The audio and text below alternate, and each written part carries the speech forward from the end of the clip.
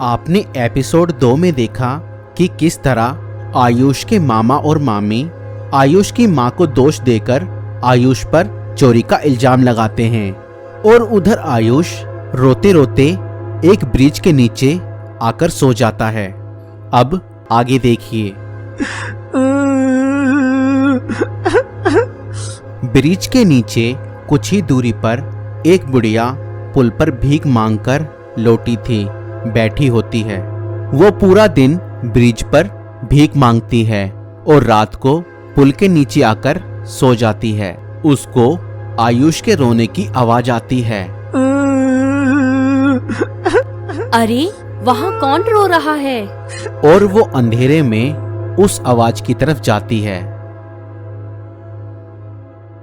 अरे ये तो साफ सुथरा बच्चा है, जरूर घर से खो गया है और रोते रोते सो गया। वह आयुष को चद्दर उड़ाकर उसके पास बैठ जाती है। कुछ देर के बाद जब आयुष जाग जाता है तो वो उससे बात करती है। बेटा, क्या तुम खो गए हो? नहीं। फिर क्या हुआ मेरे बच्चे? क्या तू घर से रूठ कर आया है? चल, मैं तुझे तेरे घर छोड़ देती हूँ। तेरी माँ रो रही होगी। नहीं, मैं अपनी माँ के लिए बड़ा होकर घर जाऊंगा। अभी नहीं, अभी जाऊंगा तो मेरे बाबा मुझे मार डालेंगे। तब तक मैं सड़क पर रहूंगा। यहाँ कहाँ रहेगा? तुझे सब बेच देंगे, हाथ पैर तोड़ देंगे। लेकिन अम्मा, मेरे बाबा तो मुझे और मेरी माँ हम दोनों को मार देंगे। चल कुछ खा ले, फिर मैं तुझे अनाथ आश्रम छोड़ आती हूँ। मैं भी तेरा ध्यान नहीं रख सकती। नहीं, मैं यहाँ पर ही रहूंगा। पगला गया है? जब घर वाले बुरे हैं तो बाहर की दुनिया में तुझे कौन से फरिश्ते मिलेंगे? तेरे जैसे कितने बच्चों को निगल गए हैं ये भेड़िए। चल मेरे प्यारे बच्चे, तू तो बच्चों के आश्रम में रह। वहाँ तुझे खाना पीना और रात में रहने के लिए छत तो मिलेगी।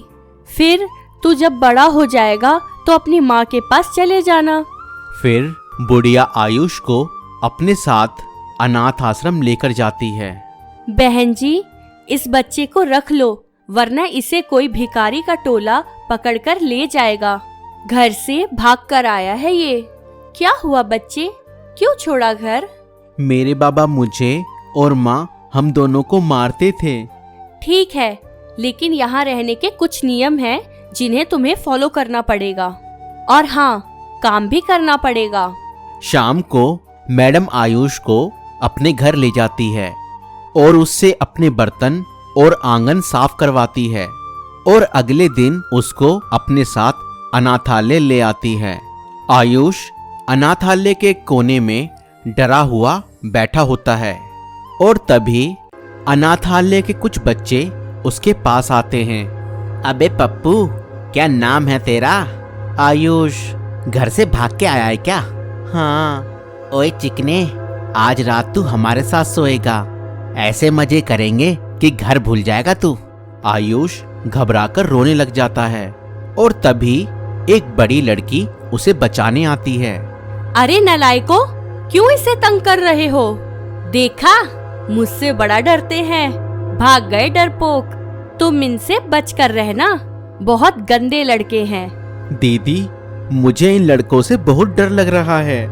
अरे डर मत, बस ध्यान रख अपना। तेरी माँ मर गई क्या? नहीं, मेरी माँ घर पर है, लेकिन मेरा बाबा मुझे और मेरी माँ हम दोनों को मारता है। अगर माँ है तो घर जाना।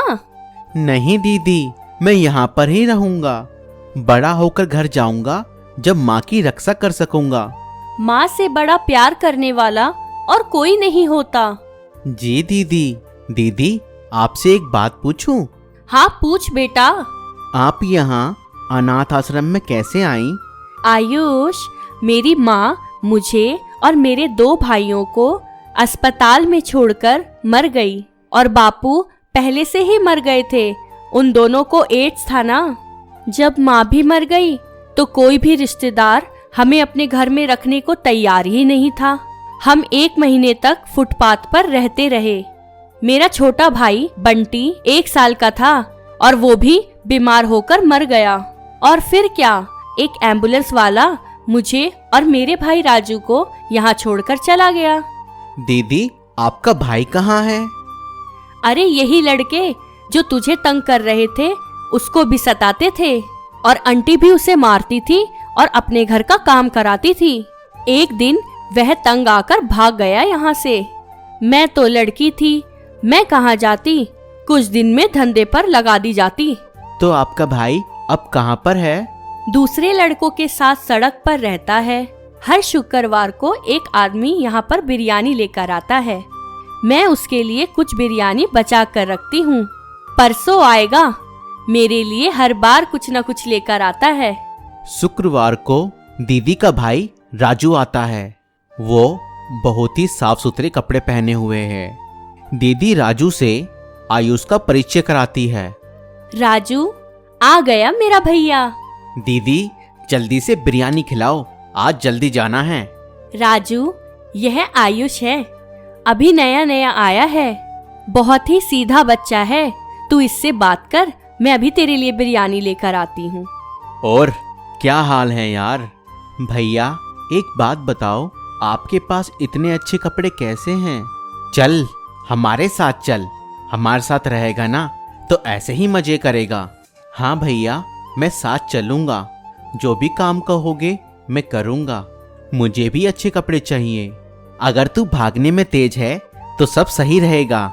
चल, तू मेरे साथ चल। ये ले राजू, आराम से खा ले बिरयानी। दीदी, मैं भी राजू भैया के साथ जाऊंगा। मुझे भी पैसे कमाने हैं ताकि अपनी माँ को साथ रख सकूं। अरे नहीं आयुष, तू बहुत छोटा है अभी, जब तू बड़ा होगा तब चले जाना। अरे नहीं दीदी नहीं, मैं इसको अपने साथ ही रखूंगा। मेरे साथी सड़क पर रहते जरूर हैं, मगर हर सड़क पर रहने वाला बुरा तो नहीं होता ना। जिस तरह से घर पर रहने वाला हर इंसान अच्छा नहीं होता। राजू, ध्यान रखना आयुष का, बेचारा बहुत सीधा है, इसका खास ख्याल रखियो, हमारे छोटे भाई बंटी की तरह है। चल, अब जल्दी से भाग जा, वरना आंटी ने देख लिया तो जाने नहीं देंगी। आपको क्या लगता है, आयुष का अनाथ आश्रम में रहना क्या ज्यादा सेफ था? सर्च से पता लगा है कि अक्सर अनाथ आश्रम में रहने वाले बच्चे भी शारीरिक और यौन शोषण का शिकार हो जाते हैं। और अब तो यह आने वाला वक्त ही बताएगा कि आयुष ने राजू के साथ जाकर सही किया या गलत। दोस्तों, अगर आपको यह वीडियो पसंद आई तो इस वीडियो को लाइक शेयर कीजिएगा। और अगर आप इस कहानी का अगला भाग देखना चाहते हैं तो कमेंट में पार्ट 4 लिखें। और अगर आपने पहला और दूसरा भाग नहीं देखा है तो जाकर वो देखिए।